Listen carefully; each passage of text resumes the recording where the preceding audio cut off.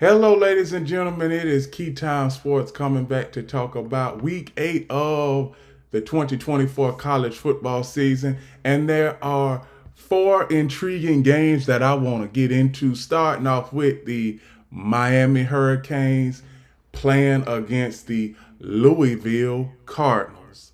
Now, we see with what the Miami offense, who is led by Cam Ward, he's thrown for over 2,000 yards already this season, and we are not even at the halfway point of the season yet. And here is the rushing yards for the Miami Hurricanes. Here's the receivers. They have some dynamic receivers. Xavier Ruspestro is one of the best wide receivers on the Canes this year.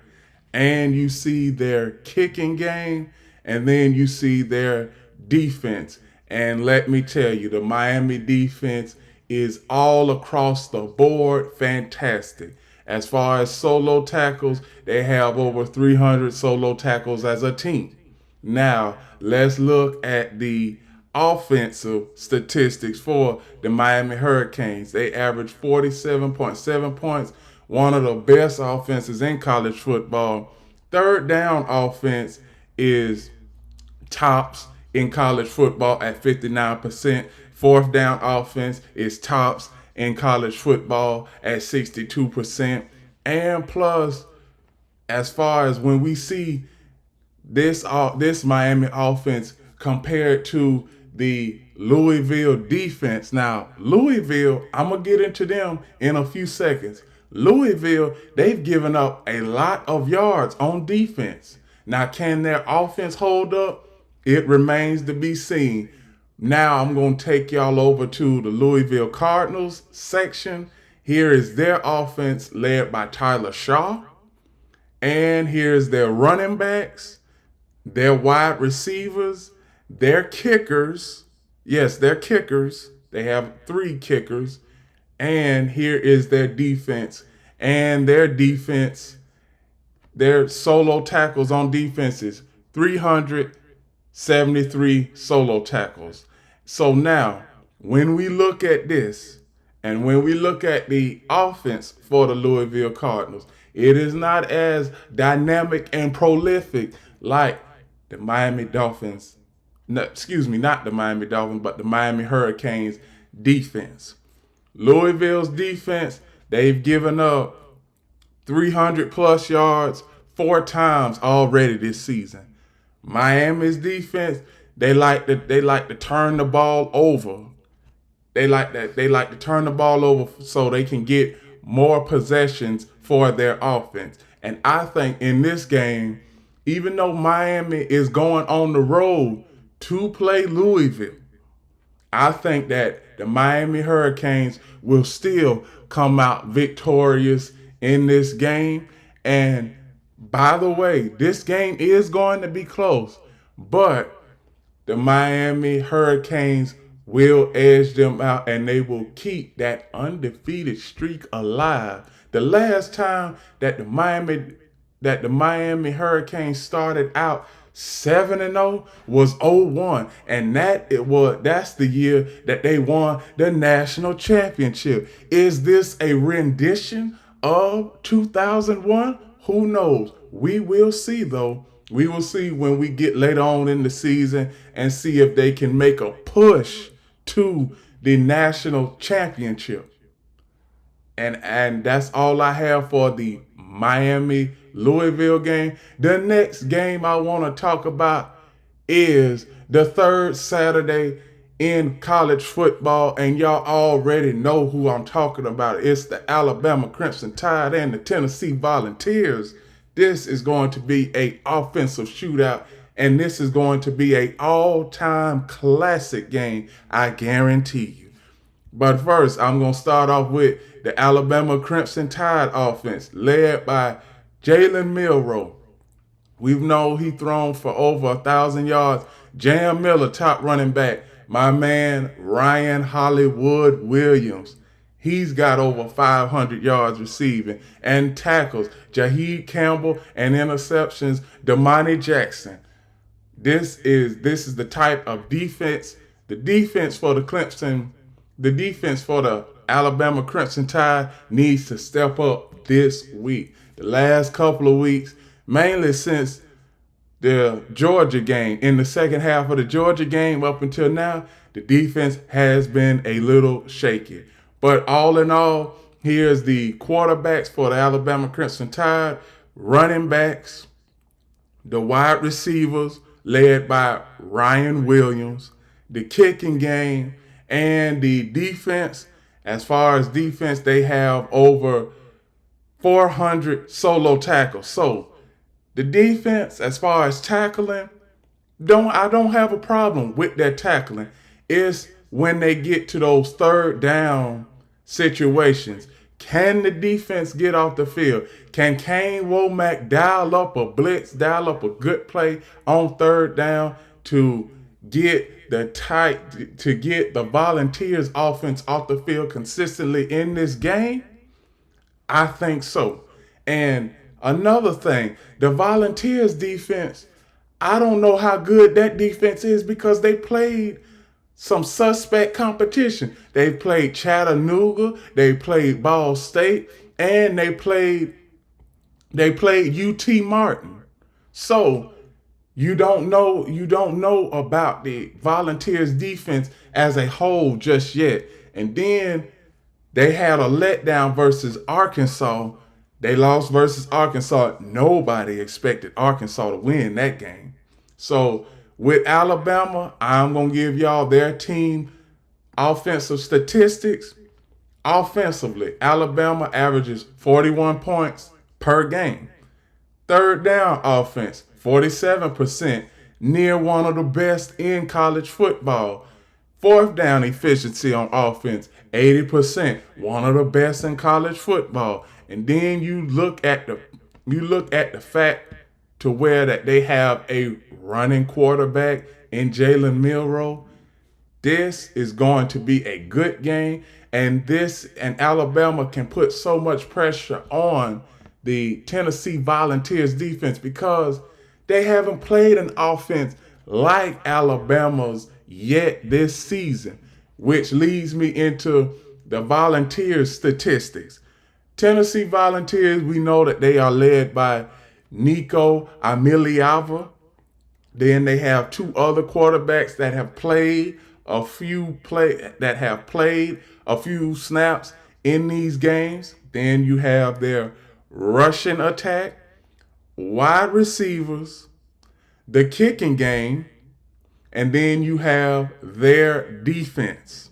And their defensive statistics, as far as solo tackles, they have 399 solo tackles. So the defense, they're pretty good too. But like I said earlier, they have been playing suspect competition. You cannot tell me that the Volunteers have a good defense when they played UT Chattanooga, Ball State, and not Marshall, but UTEP College. You cannot tell me that. So Tennessee, the offense, they average 42 points per game, 42.2 points per game. Third down offense is 44%, one of the worst in college football. Fourth down offensive efficiency, 70%. Now, the reason why these statistics have dropped because they've played tougher competition. Like I mentioned, Arkansas. Then they have played Oklahoma. Now basically they just beat Oklahoma's behind. And then they played Florida last week. Now, I was not expecting them to struggle against Florida. I really wasn't. But it's still early and it's getting to that midway point of the season, and we still don't know how good the Tennessee offense is, but we are going to see in tomorrow's game how good the Tennessee defense is. Now, who I got winning this game? I got Alabama winning this game because I need to see more from Kane Womack and that Alabama defense, and I haven't seen much from the Tennessee defense. Can they stop a dynamic offense consistently in a game? Who knows? Because they have played suspect competition throughout the entirety of the season. So I got Alabama winning this game.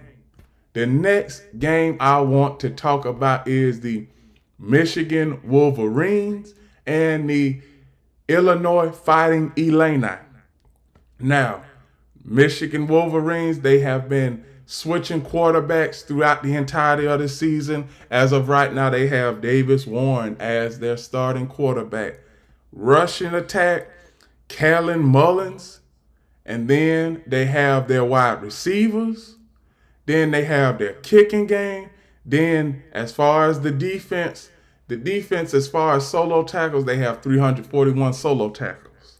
So, when we look at the quarterback situation for the Michigan Wolverines, it's been up and down all season.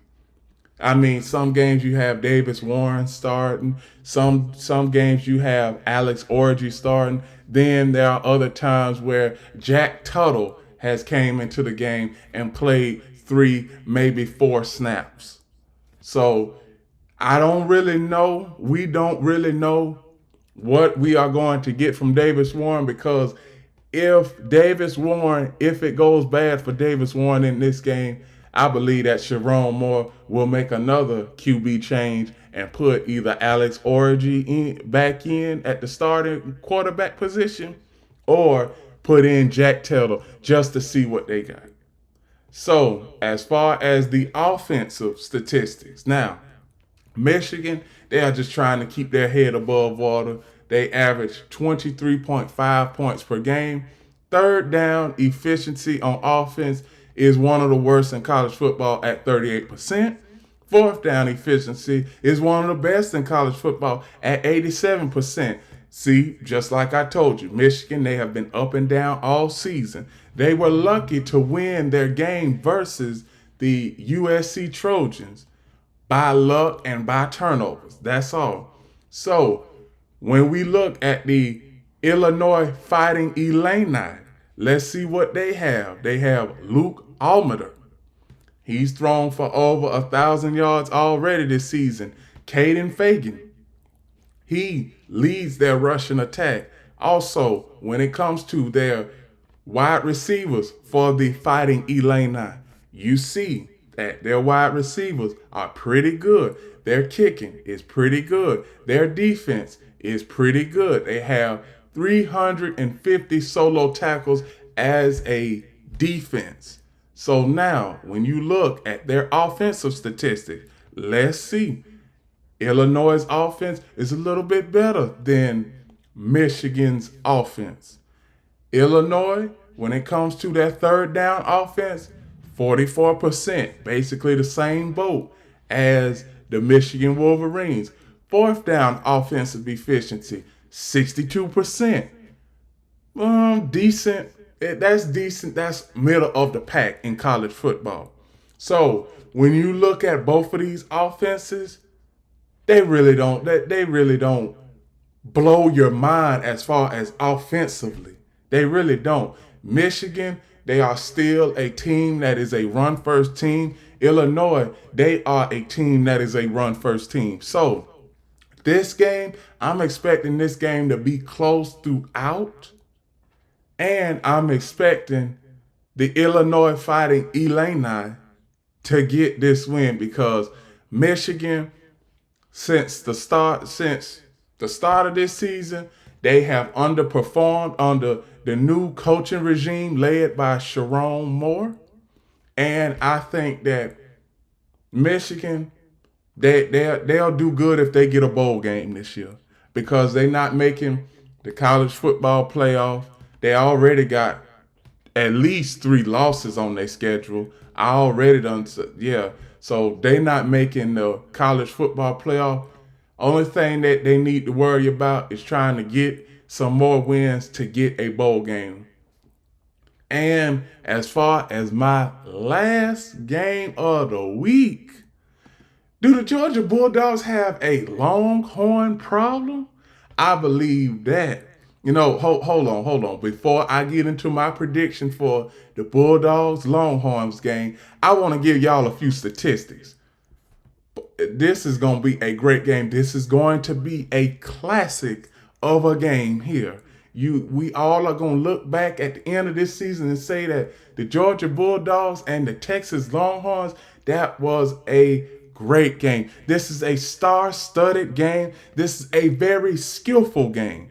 Everybody who is on the field, they have to play up to their top-notch level as far as being very much skillful at their skillful positions.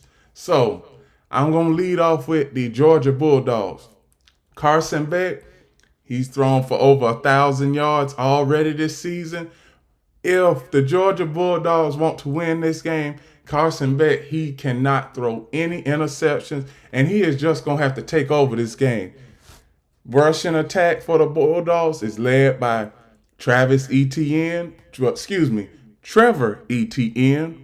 Also, their wide receivers for the Bulldogs, they've had some great wide receivers. Also, Georgia Bulldogs, they've played against suspect competition. So we're gonna learn a lot about the Bulldogs tomorrow. The kicking game for the Bulldogs, accurate as usual. The defense for the Georgia Bulldogs, 329 solo tackles, but there have been a few times this season, particularly against the Kentucky Wildcats, where they struggled to stop the Kentucky Wildcats consistently on third down. Now, we see their offense. The Georgia offense averages 33.8 points per game. Third down efficiency is one of the worst in college football at 38%. Fourth down efficiency is the best in college football at 90%. Now, let me take y'all over to the Texas Longhorn statistics. So we know that throughout the season, they have been led by either Arch Manning or Quinn Ewers. Quinn Ewers is going to start this game. Now, the rushing attack for the Longhorns, we all know who that's led by, Quatavion Wisner. The wide receivers for the Texas Longhorns, led by Isaiah Bond. So here's the kicker. Here's the kicking for the Texas Longhorns. Here's the defense for the Texas Longhorns, who has over 390 solo tackles as a defense this season. So both of these teams, their defense has played subpar, but they have played against inferior competition.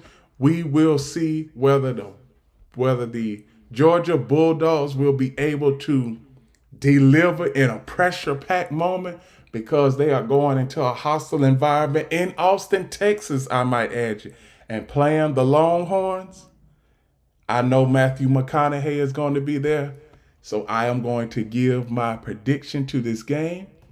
All right. I got the Texas Longhorns winning this game, baby. They are deep in the heart of Texas, and the Texas Longhorns are going to hook the Bulldogs in this game. The Texas Longhorns are going to hook the Bulldogs in this game, and the Texas Longhorns are going to win this game by at least 10 points, because I believe that if you stop the Georgia Bulldogs long enough, the offense will become pedestrian, and the Texas Longhorn defense can take over the game. And with that, those are my outlooks and predictions for Week 8 of the 2024 college football season. Please like, comment, share, subscribe, click the notification bell to get notified of all of my reaction videos, shows, and other content. Please like and follow Key City Sports on TikTok. And remember one last thing, the key is always on time.